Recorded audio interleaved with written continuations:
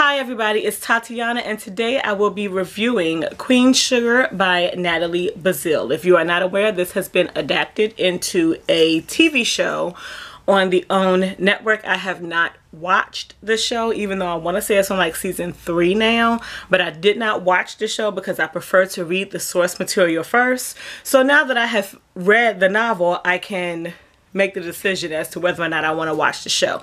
If you hear noise and panting in the background, Buffy is losing her fucking mind and running up and down the hall right now instead of going downstairs to eat.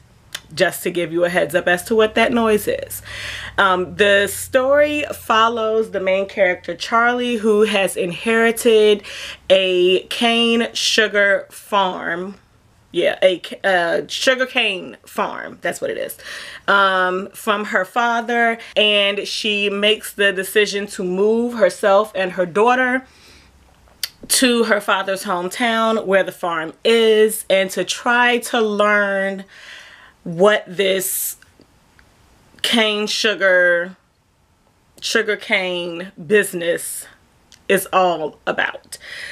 Also featured in the story is her daughter, Marley. Is that her name? Why did I just space Micah? Her daughter's name is not on the back of this book. Micah. And her grandmother, her paternal grandmother, as well as an estranged sibling. Now, if you follow me on Instagram, you are well aware that when I started reading this book, I was very disappointed and frustrated with some of the characters in the book, and particularly how Charlie related to some of the characters in the book.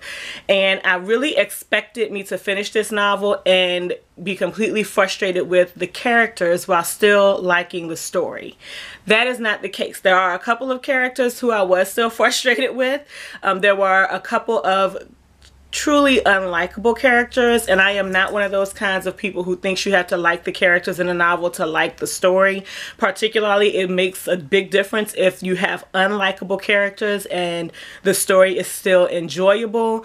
And I think that's one of the things that is a strong characteristic of this novel, to have as many unlikable characters as there are in here, and as many ways that Charlie is annoying in this novel, and yet I still enjoyed the story. There are some times where it's overly descriptive, and there are a couple of instances where Charlie is observing something and she's sharing, like, because we're in her head a lot in this novel, where she's sharing her observation or going through her observation and what she thinks about it, and it's repeat information, like it's stuff that she just thought about 50 pages ago. Some of the descriptions, as I said, were some of the things described were overly descriptive, but what was not overly descriptive and what I really enjoyed about this novel is the process that is shared with how cane is converted into sugar, and what the planting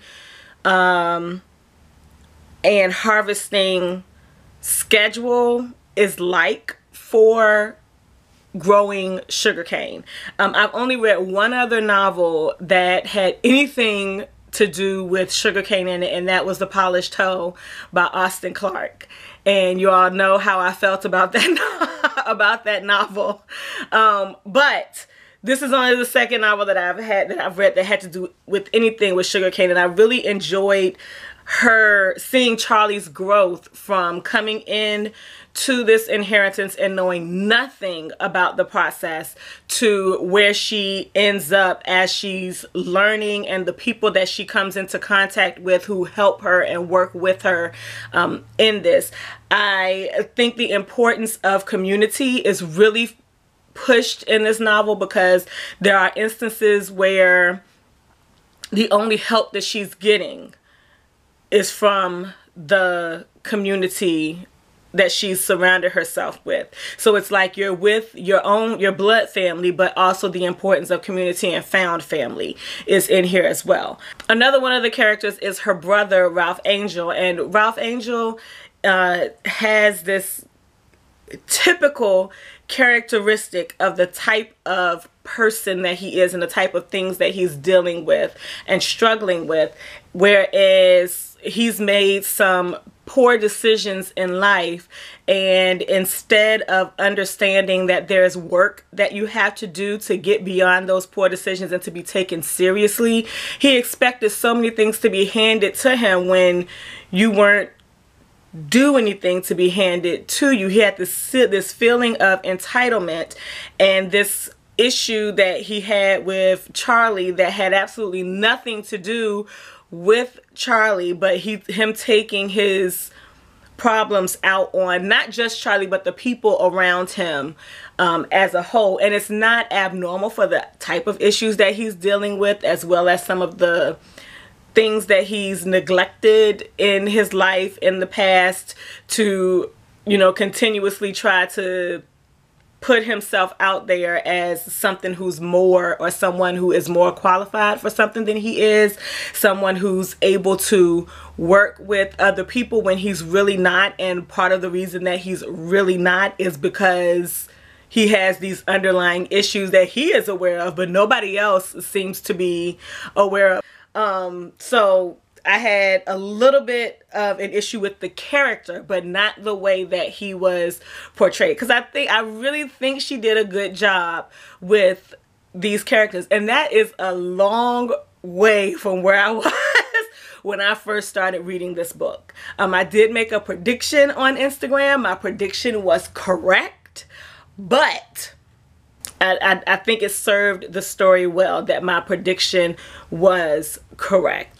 Some of the conflicts in the story and the themes that it touches on, as far as guilt, as well as familial responsibility, as well as handling differences of opinions when one person wants to give a family member chance after chance after chance, and another person is like, we out of chances. And how to handle that when you're essentially caught in the middle of it.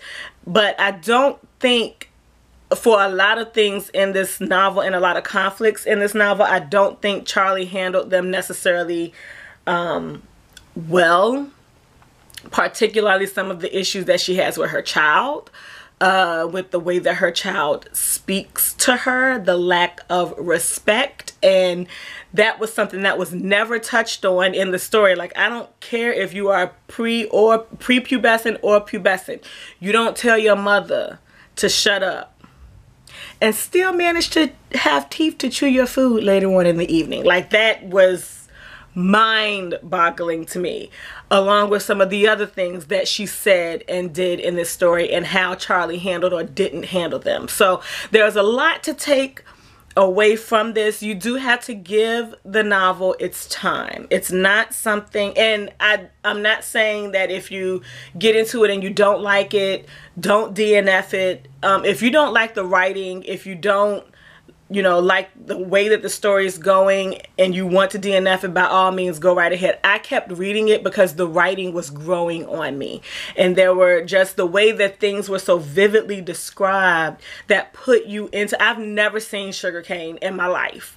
So the way that things were described helped me to visualize what it looked like, even though I have not physically seen it, to be able to put myself in this place and in this area and have some understanding of what things looked like, what things smelled like, what things tasted like, the way that the process of planting and pulling and harvesting and grinding, that whole process. I really appreciate the novel for what it provided as far as that experience goes. So all in all, I really enjoyed this. I can't say that I loved it, but I really did enjoy it. I understand why it was adapted, but from what I hear, the adaptation is nothing like the book. So I'm glad that I read the book first. because I have communicated with someone on Instagram who watched the adaptation before reading the book, and they are having a hard time getting into the book because it's so different from the TV show. So I'm glad that I still have the thing about myself where I want to read the source material if I'm going to read it at all before I watch the adaptation. So now I can go to the adaptation and just know and understand that it may just be the fact that they share the name and the location of St. Josephine.